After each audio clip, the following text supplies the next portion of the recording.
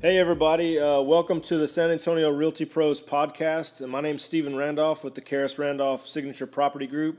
We're powered by Jadestone Real Estate. And today I've got my partner here, David. And today we're going to be going over some topics that I think are super important. So I hope you guys stay tuned. And if you haven't hit the subscribe button yet to listen to all of our episodes, please do so. All right, so David, today we're talking about how to use real estate to fund your child's college tuition and how to fund your retirement, right? That's right, Stephen. So thanks for the intro. So the first thing I want to talk about is how you can use real estate to fund your child's college tuition. One thing that is consistent with college education is the costs associated with it continue to rise, whether it's tuition, school fees, textbooks, you name it, anything associated with college is getting more expensive. So how can you use real estate to cover that college tuition? The best way, if you're a young family, right, and you don't have a lot of money and you can buy a home, but you're kind of tied to, paycheck to paycheck almost, where you don't have that money to set aside for college tuition, what you can do is you can look for new home communities that are coming up that fit your budget, right? You don't have to go outside of your budget. You don't have to go way below your budget. Find something that fits your budget. And when you're looking at those new home communities, you want to find one that is, half built out or less. So you're talking about pre-stage communities to where there's less than a third being built or about a third? Yeah, so ideally, if you can find a community that is just breaking ground, they've got a few houses on the ground, and you can get into that community, that's ideal. If you find a community that is semi-established and you go in and you talk to the office and you find out that how far they are in their construction, right? If they're more than halfway built out or they're close to closing out, those are the communities you don't want to use this statistic for. So what you want to do is you want to find a community that has a lot of growth still to come into it, right? The reason why is if you buy a house that's already in a pre-established neighborhood, there's no building, depending on where you live, you can get 3 to 6% equity growth a year, depending on the market. If you find a house that is in a community that is just being built or is half built or less, you're going to have a lot of equity stimulation from the builder. And what I mean by that is, let's just use $200,000 as an example. If you go into a house and community and you pay $200,000 for a house, and I just did this with somebody, actually it was $203,000. They've completed phase 1 of 3. So they're about a third of the way done. They're about to open up the next phase in January. So right now, my client, their house was the last one to close in that phase. Now, come January, when they open up the next phase, the house prices and the lot prices are going to be higher than what my client purchased their house for. So every time that builder raises the lot prices, raises their home prices, my client is going to be getting some artificial equity growth faster than the regular market growth of 3 to 6%, depending on where you live. So if you can find a community like I did for one of my clients, they got a house for $226,000. There is less than 100 homes built out of 900. So they've got 800 homes that are still going to be built. It's going to take 6-7 years before that gets done, maybe a little bit longer.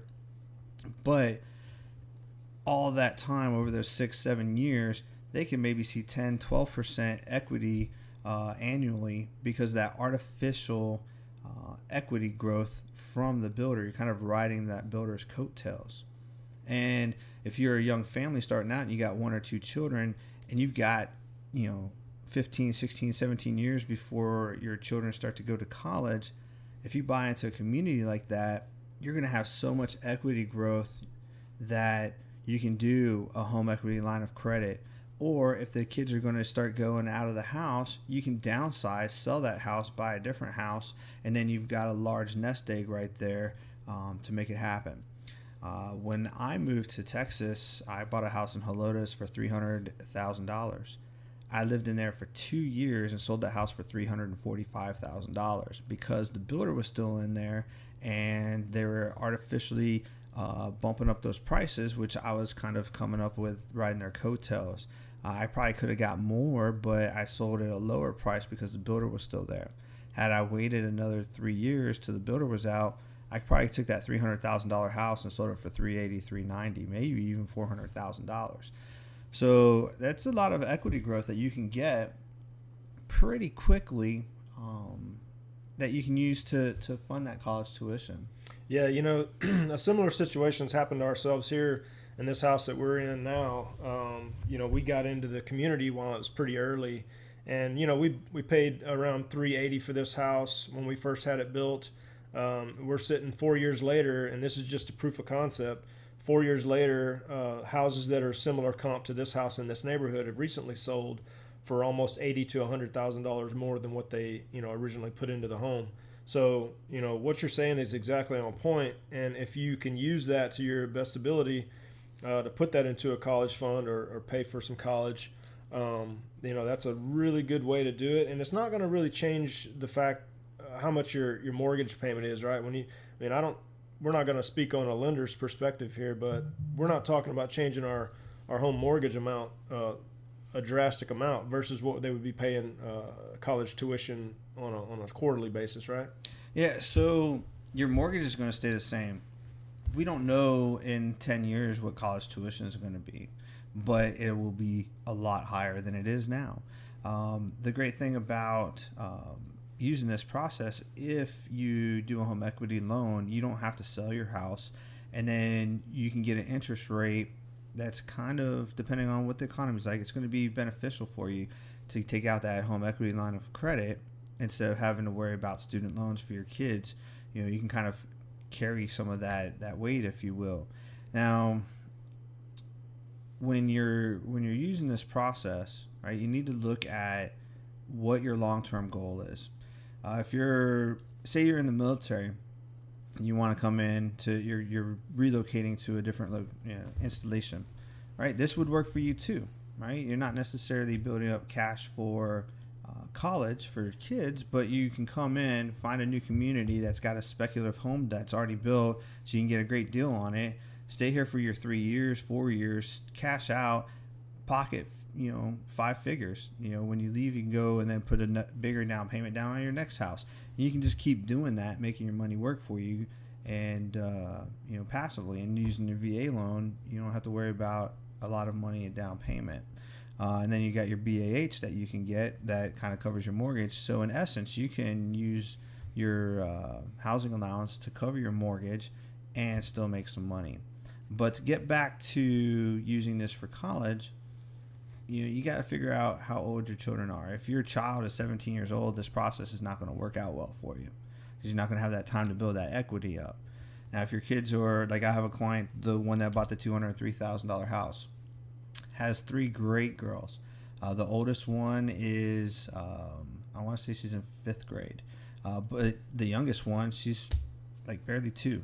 And so him buying this house, he's going to get a lot of equity that can kind of spread through as his 3 daughters get ready for college. So he can do home equity loan, he can sell and cash out.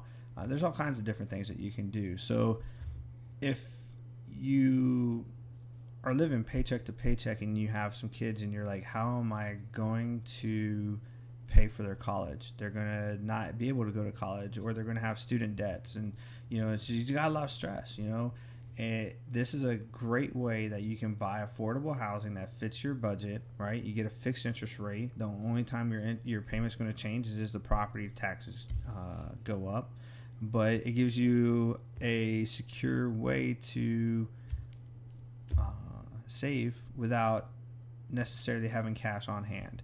And it's just fantastic. And if you're retiring, this kind of switch to retirement now. If you're retiring, in 10, 15 years, and you want to have like a little nest egg, this is a fantastic way to do it as well. Instead of switching, that funds directly to college, you can use that as your retirement. You can get a home equity line of credit. I'm not a fan of them, but you can do reverse mortgages. There's all kinds of different things that you can do. And if you know that, hey, I'm retiring in 15 years, I need to find a way to get some equity growth pretty quickly because I don't have as much saved as I like, this is a fantastic thing to do. Go ahead and buy a house that's in a new and emerging community. Let the builder give you, free equity, if you will, right? You ride their coattails. Find a large community that's going to be built out. So if you find a house that's got a community that's got 900, 1,000 houses, and they're got 100 in, your equity growth is going to be phenomenal. It's just a fantastic way to stimulate that. And then right now, I can't see what the tax structure is going to be in 10, 15 years, but right now, if you sell your primary residence, if you've lived in there for 2 of the past 5 years, you don't have to pay any capital gains taxes. That's exactly what I was about to get into. I was going to say, David, the biggest thing that most people are scared of, and they're scared to death of it, is capital gains tax. And the main reason is because they don't understand it. They don't understand what the laws and guidelines are. So let's go over that. Just a really quick excerpt of it. What is the way around capital gains tax? Can you explain that? So I'm not a CPA. I'm not a tax expert. So I'm just going to put a little asterisk right there, okay? So if you have specific tax questions, you need to seek a professional. But from my experience, because I've experienced it both sides, right? So when I was in the military and I'd buy a house and sell it, I'd walk away with funds. And because I lived there for 2 out of the past 5 years, I didn't have to pay any taxes on that income that I've earned. Now, when I first bought a house here in San Antonio, we bought it in 2007, and it was our first home. Knew nothing about the real estate market. It was a brand new home, so I thought, hey, you know what? It's a brand new home. It's perfect, right? I didn't have access to a realtor because I didn't think about it. I was like, I'm buying a new home. I don't use a realtor to go buy a new car, right? So I don't use one to buy a used car either. But, I did not expect that we were going to have that housing market bubble. So, we got here in 2007 and 2009 we had to relocate, and the house that I purchased for $165,000 was worth about $140,000. And I did not have that cash to come up and clear that balance out. So we turned it into a rental property, and we rented it out from 2010 to this past July. And the house market has come back, and I actually had pocketed some money from what my initial investment was. It came back, right? So the housing market, you may have dips, but it usually comes back. So mine came back, and I have to pay capital gains tax on that difference from my expenses to what my profit is. Because you weren't living there, right? Because I was not living there. It was an investment property, but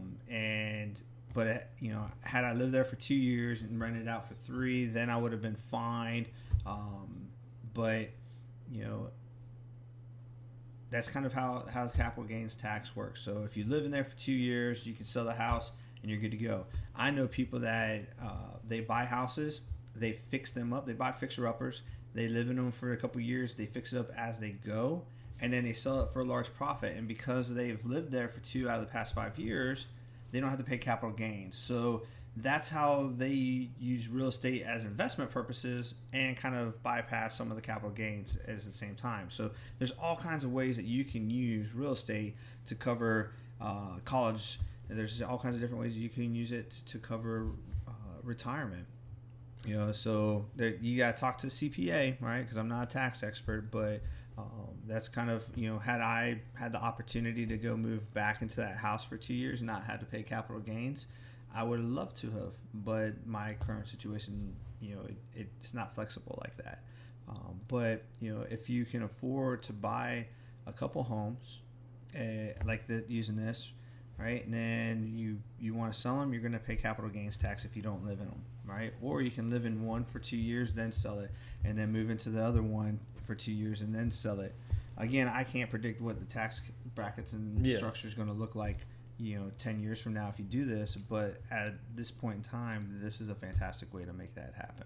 And so for what I understand, it's for a single person, a man or a woman that owns the property. My understanding at this point in time, I don't know when you're listening to this podcast or what state you live in or whatever the case may be, but here where we're at in the state of Texas, a single person gets a standard deduction of $250,000 currently right now.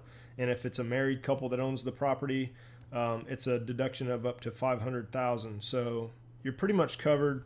And I'm not saying that that's what it's going to be in the future. I don't know, but I know at this time now, and again, I'm not a CPA either, and I don't know tax law, but that's just what we learned, just through our standard information that we get.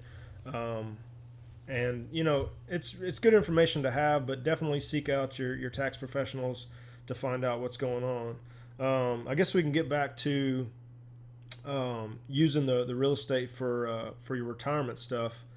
Do you have any more hit points on that you'd like to talk about? Well, not really. It's just kind of recap. You can do the same thing, right? You buy into a community that's half built or less. The lower build out it's going to be, the more capital or the more equity gains that you can potentially get.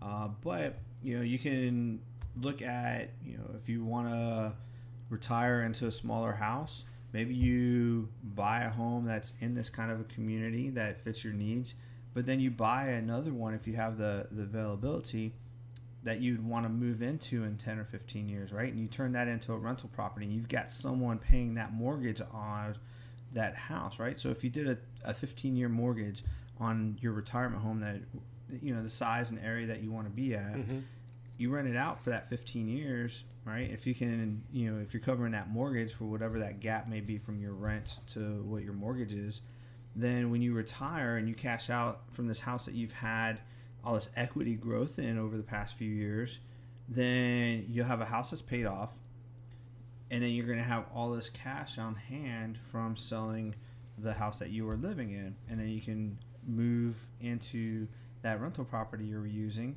And even if you only just stayed there for 2 years, you can sell it and not have to worry about capital gains. And then you've got two houses that you were paid off, and you should be sitting pretty good.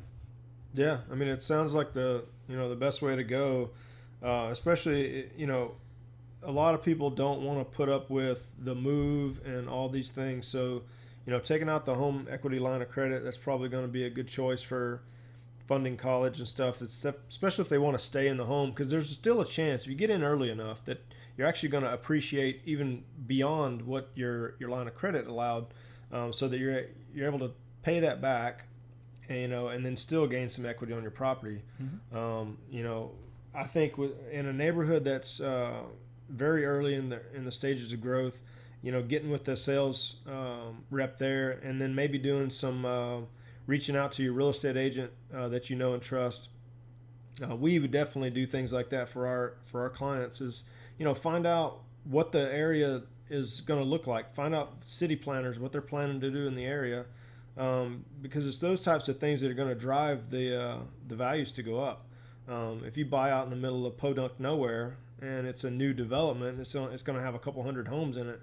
Well, there's no guarantee on what's going to happen in that area to drive the values up. Maybe exclusivity is going to be, or location is going to be the thing that does it, but we don't know that. And, it's best to get as much information from as many industry experts as you can, rather than going on this alone. So, that's a plug for us. If you guys are planning on doing something like this, reach out to your real estate agent and get their counsel from it, because, just making decisions on your own sometimes can be a little scary. And sometimes they don't always work out, but sometimes they can be costly. Yeah, and at this point, it won't cost you a dime if you just ask us questions. And is there anything else, man? No, I think we've covered it. How to use college, or how to use real estate for college and your retirement. How you can use this. You can use this model for however best works you. But it's just what I wanted to do is I just want to talk about some of the key concerns that we have today in our lives is funding college and our retirement, and real estate is a great way to cover all of that. And, if you have any questions, feel free to reach out to Steven or I, and we'd be more than happy to answer any of those questions. Obviously, we're in the San Antonio market, so if you are, listening in Maine or, Alaska or Hawaii, your markets are going to be a lot different than ours, but the same principles will work. We may not have some expert knowledge in your particular area, but we can also do some research in your area and find a competent realtor that could answer those questions for you. So I appreciate you taking some time to listen with us today, and feel free to reach out to us if you have any questions. Yeah, and the best way to reach us, honestly, is go to our website, hit the Contact Us button.